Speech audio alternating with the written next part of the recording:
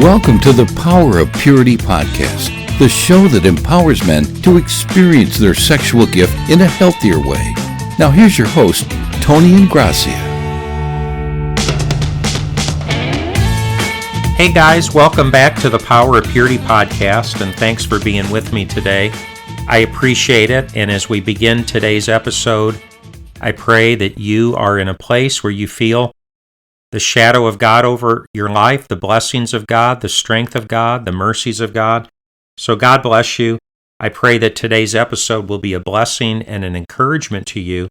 And I believe that it will be because I have a special guest with me today who has been a listener of the Power of Purity podcast for some time. And his name is Frank Johnson.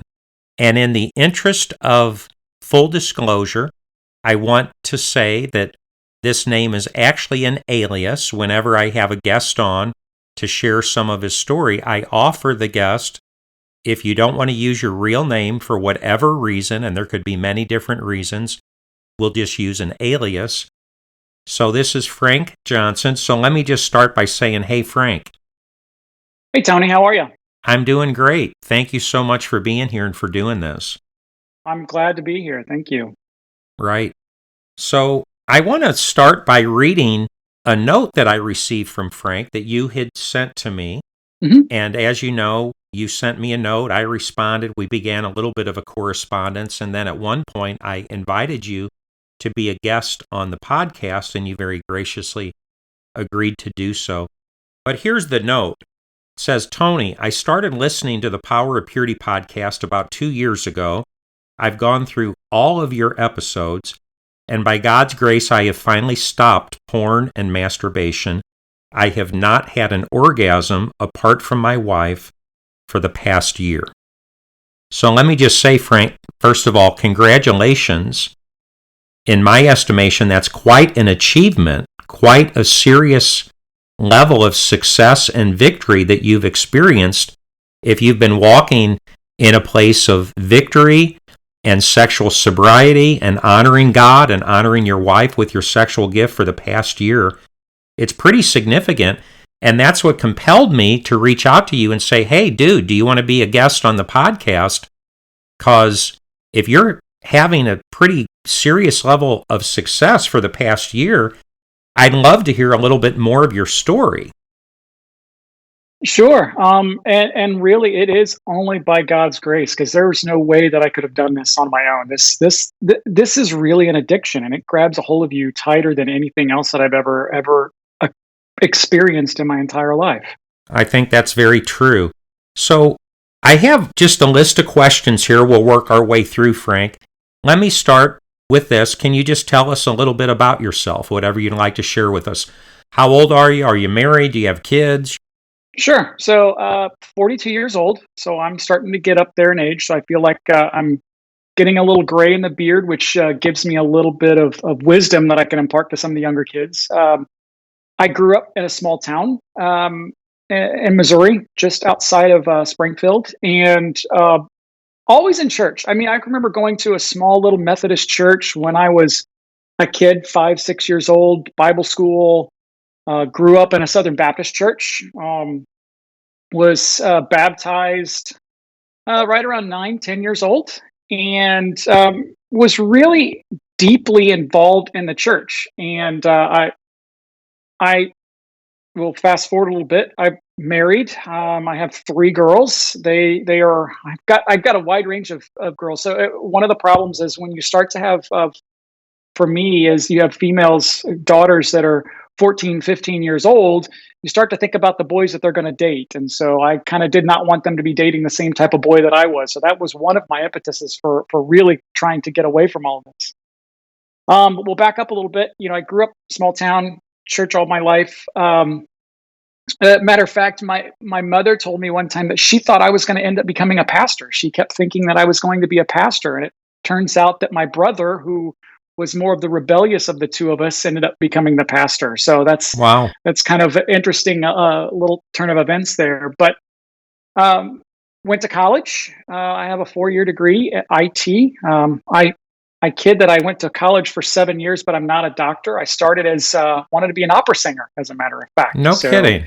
I did, yeah. I wanted to be an opera singer. Realized that I was not good at that, and then moved into IT, and have been doing that ever since. And my wife and I have been married 18 years. I'll get that right this time for her. And we've had our ups, we've had our downs, but we are very much in love, and are very happy with the way God has blessed us and helped me get through this issue. Praise God. Well, that sounds great, Frank. Thanks for sharing a little bit about who you are, a little bit about yourself. So you are a believer in Christ. God is on your radar. You've been walking with God pretty much your whole life. Very much so. Yeah, I mean, there was a time, college. I wouldn't say that it was a time away. It was more of I've seen a lot of college kids do this, especially. We've talked about it in our church a lot, where college kids tend to fall away and then they come back at some point in time. And I followed that exact same problem.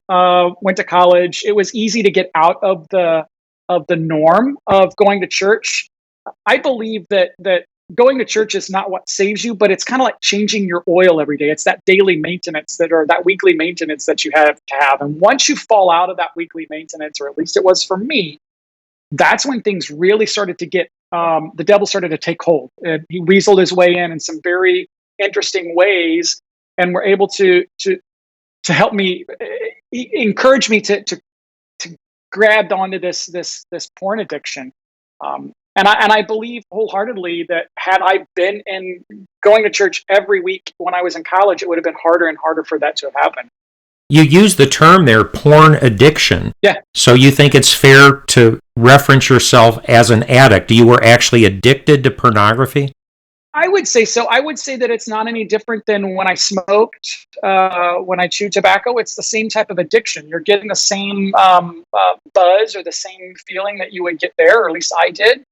Um, I'm also kind of as a kid, I collected baseball cards. I love baseball. That's kind of one of my big passions. And I collected tons of baseball cards. I had boxes and boxes and boxes. And that's kind of how I went toward porn as well, is that I kept just trying to acquire as much as I can, and store it and keep it and keep it and keep it. And I don't know if that's just part of my personality to be a hoarder or to be a collector, but that's what I did. And collecting them, it started to create more of a vicious cycle. When you speak of collecting porn, are you referencing their magazines then? No, Or actually downloading internet porn, collecting? this was downloading internet porn. I mean, so you go back to early 2000, 2005, somewhere in there. I had disc upon disc upon disc of porn movies, and it was kind of, and I looked at it as kind of a badge of honor to have. Man, I want to say probably a terabyte to maybe 2 terabytes worth of movies, and that may not sound like a lot now, but you think about it at that time, movies were not in HD, and a terabyte was unheard of for the common person. So I had a large amount of storage that was consumed just to porn. That's all it was porn. Wow. So you were pretty seriously involved with pornography. Could you tell us a little bit about that, Frank? How often, I mean, would you access porn every single day? You know, would you look for 10 minutes every 3 days? Would you go on 3 and 4 hour binges? How serious did your problem become? Yeah, it would be off and on. So when my wife was pregnant, there were times when she would just fall asleep at like 6 o'clock at night, especially with our first child, and it allowed me to have some time. And I was kind of getting into my IT career at about that time, and so I would be on working, or I say working, trying to learn new things, learn about whatever, networking or databases or whatever it is, and then a pop-up would come up, or I would just get bored, and the next thing you know, I would go down this rabbit hole. And it would start with maybe 20 minutes at a time, 30 minutes at a time, and then the next thing you know, within a couple of weeks, you're on till you start at 6 at night and you're on till 1 o'clock in the morning. So but it had its ebbs and flows, and after that time, it would stop. It would kind of be done, and it would be hit or miss. Anytime I had some free time, or my wife was gone, or the house was empty, or whatever, I would go back to kind of collecting again. Um, so it had its ebbs and flows. When it really got to be more of a problem, it was not the collecting, because I got out of the collecting probably 3 or 4 years afterwards. My wife and she was not cool with it. Totally understandable. So we got rid of them, and I took a gun to all of the drives. Makes it really hard to recover those. So we used them as target practice. Got rid of all of those. Wow. But it was about that time that I got the little iPhone, got my smart device, and that's really kind of when it started to progress into a wanting to find something new. I wasn't collecting it, but I always had that itch to find something different, to find something new, or go back to what it was that I had in the very beginning. I can remember the first porn movie that I ever watched, and I always had this little thing that I always wanted to find that one again. So I'd go to this site or this site and try to look for that specific video or scenes from that video, and the next thing you know, I would be spending a couple of hours again on my phone. I see. You mentioned that your wife was not comfortable with your habits, so Yeah. presumably she knew about this part of your life. You weren't trying to hide it from her, or would you hide it and then she'd catch you once in a while, or how did that go? It's kind of a little bit of both, right? In the very beginning, when we first got married, we might use it together. We might watch together in the bedroom. But then, she said, I'm not really comfortable with this. Let's stop. And I said, okay, that's fine. But then that's where it kind of went into the duplicity that you talk about, where I was kind of hiding it, kind of not. I think, I knew that she knew, and she knew that I was doing it, but it was a don't ask, don't tell, until it finally came to the point where she just was like, no, look, let's just stop this altogether. Wow. Can I ask, if we go back a little bit, can you talk just a little bit about your sexual journey, maybe through puberty into your teenage years? When was the first time you were exposed to pornography? How do you think it affected you? How did this thing unfold and escalate in your heart and life? Sure. So I came across a video, don't recall where or how, but I came across a video that I kept. Well, let's back up. I came across magazines, probably 11, 12 years old. Nothing really substantial there, other than I knew that it was wrong, or I knew that it was taboo, because they were hidden. I found them, and I just knew that just something about it felt wrong. But I was so excited to see something different, to see a woman, topless. How old do you think you were at this point? I would have been about 11, 12 Okay. or so. Yeah, give or take. And then a few years later, I found the first movie. And like I said, I don't even recall where or how, but I kept it. And I hid it. There was something about me that made me understand that I needed to hide this. This was not right. And that video was burned into my mind forever. Like I said, I was searching for that video after I lost it, after I got rid of it, because it was just, I don't know. It was kind of a comforting, I don't know if a comforting thing is the right word to say, but I just kept coming back to it over and over and over again in my mind, or like I said, trying to find it. I just kept wanting to find that particular video all over again. And I guess what it was is I was trying to relive that first level of excitement. I can remember the excitement that I felt when I first saw them. And so maybe I was trying to relive that first bit of excitement again over and over, and that's why I kept looking for it. How would you put words to that? Why do you think it's such a powerful experience for a young boy? I believe that God created men especially, but created humans to be a sexual being. He created us to like and want sex. Also, at the time of my life, hormones are going crazy and everything. I think also, now it's not nearly as bad as it is now, but television didn't help. You had, I remember kids at school bringing in the Sports Illustrated swimsuit edition and stuff like that. So sex was starting to become more mainstream.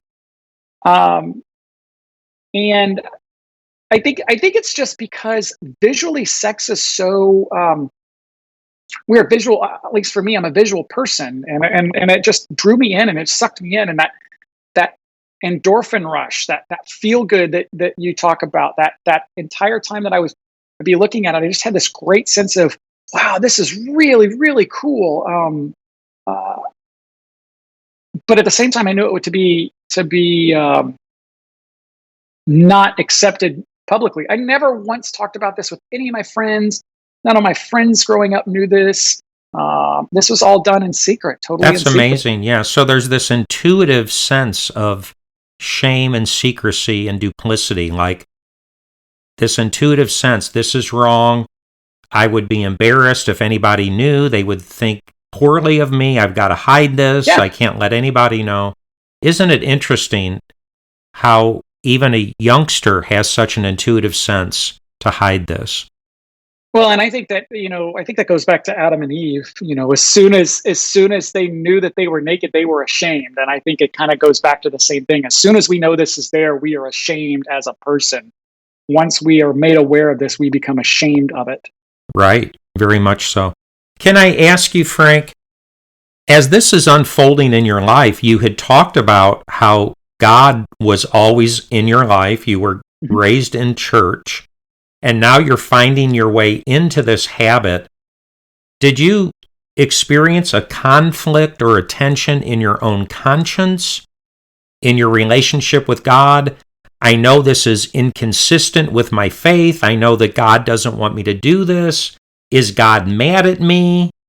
Am I a child of God? How did it conflict with your faith? How did you deal with that?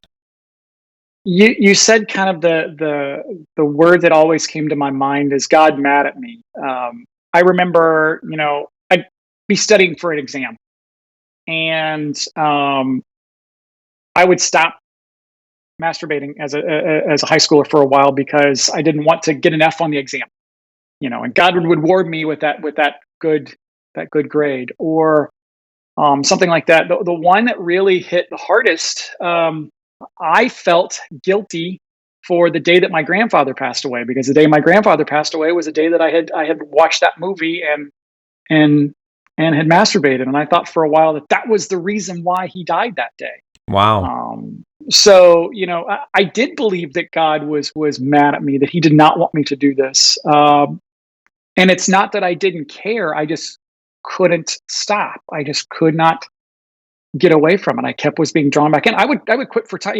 It's like a smoker. I would say I've quit smoking 15 times. And I kind of did the same with porn and masturbation. I quit a whole bunch of times. I just started back up a whole lot more times. Right. I was going to ask, did you ever try to quit, or did you ever have an extended period of sobriety or success where like you went for 6 months without looking at porn or something? I did. I can't recall any times, when I was younger. Starting, in my 30s, I did. I would have, a month here, 2 months there. I would feel really good. Something would happen and it would pull me back in, or I would go on a work trip and I would get pulled back in, or something along those lines. So I did have those white knuckling moments where I was able to just hang on for dear life for a short amount of time. But I wasn't doing it with the help of God. It was just me straight up. It was me trying to be stubborn and me trying to do it all on my own, and that's not acceptable, or not necessarily acceptable. That's not feasible. Now, I will also, in pure candor, I don't see anybody about this, and I may be jumping the gun a little bit, but how I got over this was actually asking God to take away my desire for sex. Period. Wow. I prayed to God to say, okay, look, obviously this is not working.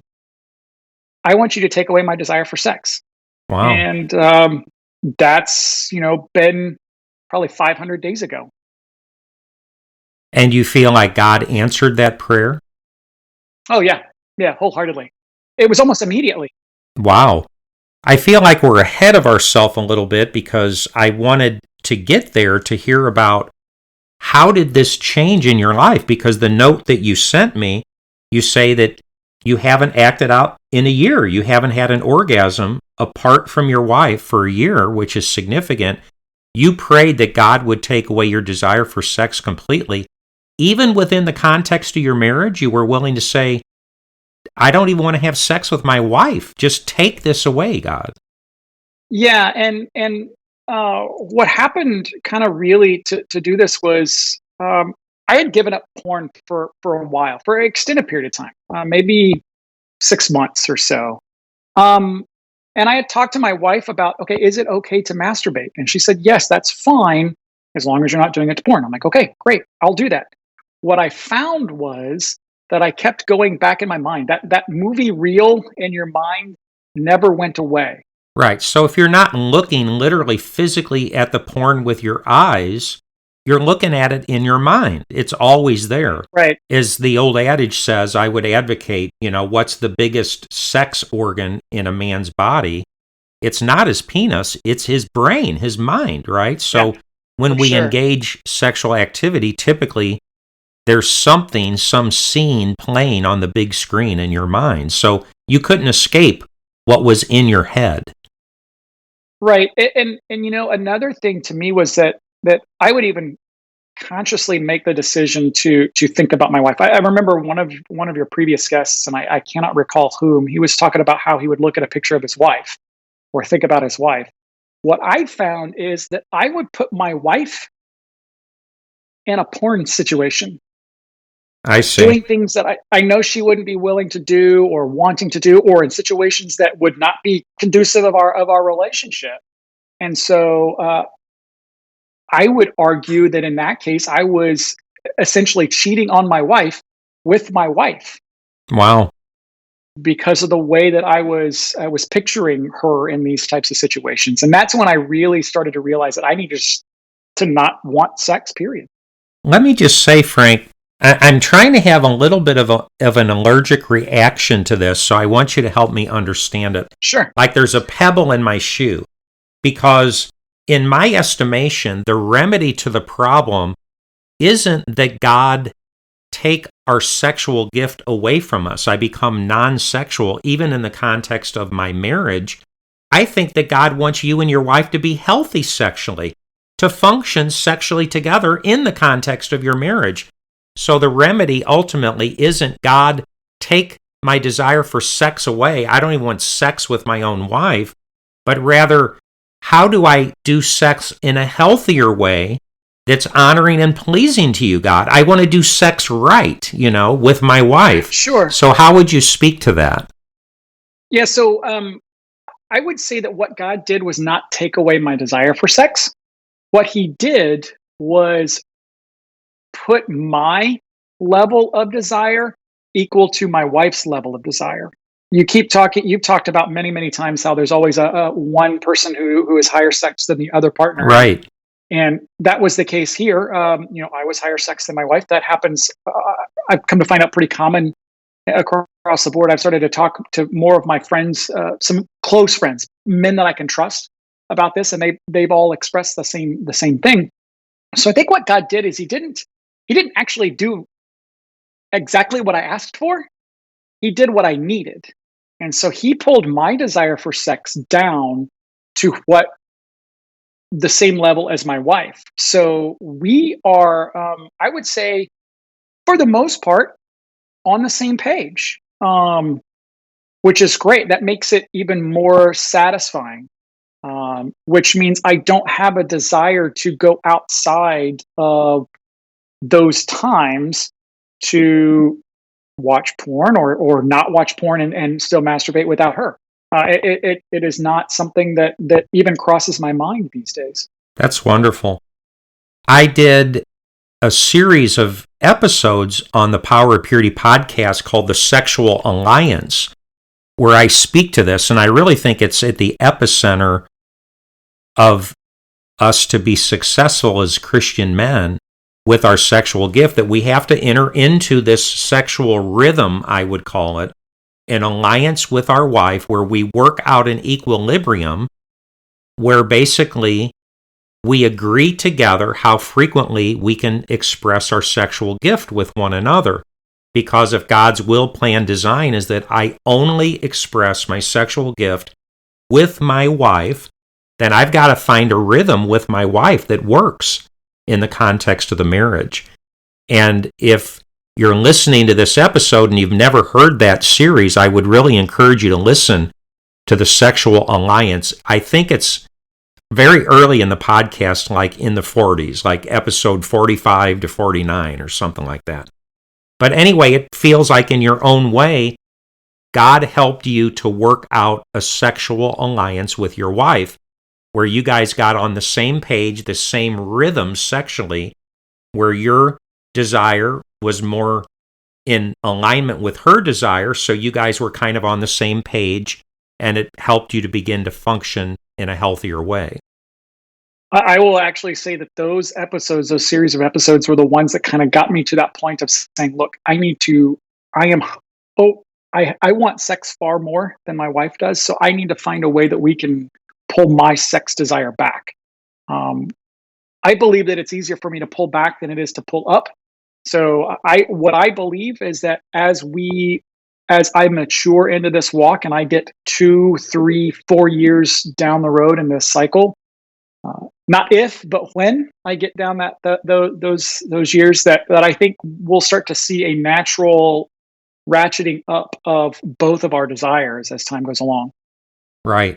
One of my favorite authors, Dr. David Snarch, my favorite book that I've ever read in my life is called Passionate Marriage by Dr. David Snarch. And in fact, he's not even a believer in Christ. He's a Jewish man.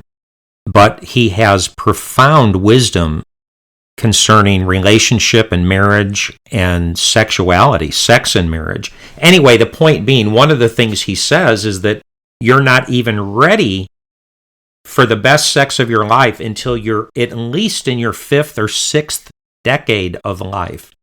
So I think our sexuality in a way is like a fine wine. It gets better and better as we mature and we understand our own personhood and we grow up in God and all these things.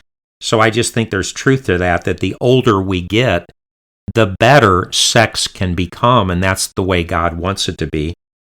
I do have a question. A few moments ago, you said that you asked your wife if it was okay to masturbate, and she said yes, you can masturbate as long as you're not looking at porn. So I wanted to ask about that. Was this when you were still higher sex than her? You felt a need, like you needed more sexual release? So you were asking her, basically, girl, look, I want more sex than you want, so I'll masturbate to supplement myself. Why were you asking her for permission to?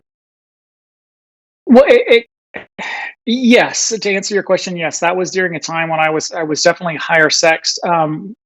There would be levels of time when we would go months and months without sex, 6, 8, 12, 18 months. Wow.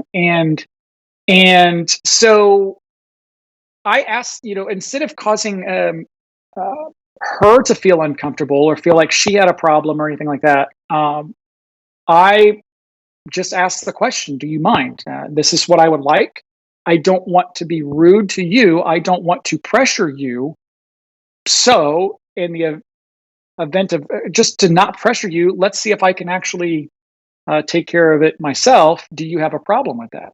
And I think she was actually maybe relieved a little bit that I asked that because I think that she felt maybe a little pressure to perform whenever I asked for it.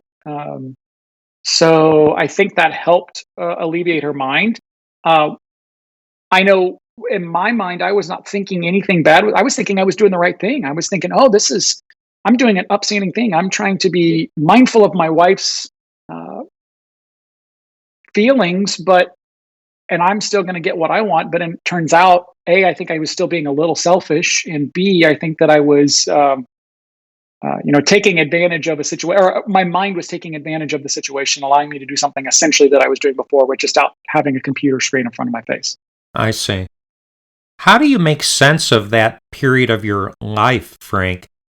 In my estimation, as a pastor and a Christian counselor, I would suggest or advocate that it's rather unhealthy for a married couple to go for prolonged periods of time, 6, 8, 10, 12 months, a year and a half. I mean, dude, for real, I work with couples. I'm working with a couple right now. They haven't had sex in over 7 years. A couple that hasn't had sex in 10 years. I'm saying something's wrong. I think that's inconsistent with God's will, plan, and design for sex. God intends for a married couple to be sexual together. So what was going on in your marriage that your wife basically never wanted sex for a prolonged period of time? And by the way, I did another series on the podcast. I've spoken to this quite a bit, but I did a series in particular. It was entitled something like, When You or Your Spouse Doesn't Want Sex. And I try to talk about, wow, this is a serious problem. If somebody doesn't want sex, we need to figure this out. What's going on? So do you have a sense of what was going on for you guys at that time? First of all, I think it was right after we had our first child. So I think there was a lot of, we were just wore out, tired. It was a little bit of both. So, I would ask and get turned down, and then I would just retreat for a week or two. And then I would ask again and get turned down and retreat for a week or two. And we never discussed it. We never communicated. And I think that's really the real reason behind the prolonged periods of time is we never, ever talked about it. Boy, that is so true for so many couples. It is so hard to talk about. It kind of came down to what was really interesting to me. How I know that it was 18 months at one point in time is I started keeping a tally board, because I would ask, and she's like, "Oh, we just did it last week," and my wife would forget or just not think about it. She's working, she's got kids to take care of. That's not what is important to her. That's not her love language, and so I would just resign myself to the fact that was not her love language, and it was. I would say it was, in my mind, I was justifying by saying it's okay. I love my wife. I want to be married to my wife. And if she doesn't want this, then that's okay. It'll get better. It was just a time.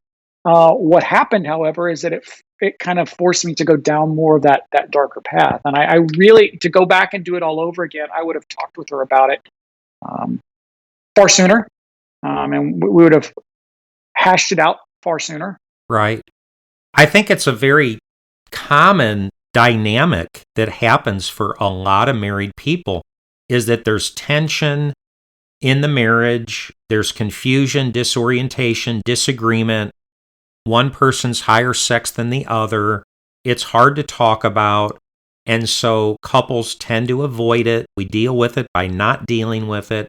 And what happens then is the higher sexed person goes into this default mode where basically they feel vindicated. I pretty much justify to myself, well, my wife doesn't want sex, so what am I supposed to do? I'll use porn and masturbation. It's better than using a prostitute. It's better than having an affair. I've got to do something, and she doesn't want sex. So we pretty easily justify to ourselves solo sex, self-sex. I'll just take care of it myself. And so we kind of acquiesce and we give ourselves permission to express ourselves sexually. And of course, the default mechanism for the average guy becomes porn and masturbation. I think, in short, because of accessibility. It's so easy. It's just 1 or 2 clicks away. It's on your device. It's on your desk all the time, on your laptop, on your computer, on your smartphone. So it just becomes the default mode of sex. So now instead of having sex in my marriage with my wife, I have sex with my device. That becomes the way that I express myself sexually. And, I kept justifying, like you've said in past episodes, about not ever, at least I'm not doing this. I had a friend of mine that crossed the flesh barrier, and I kept saying, well, at least I'm not him. At least I'm not going, I'm not having an affair. So I justified it as, at least I'm not doing this.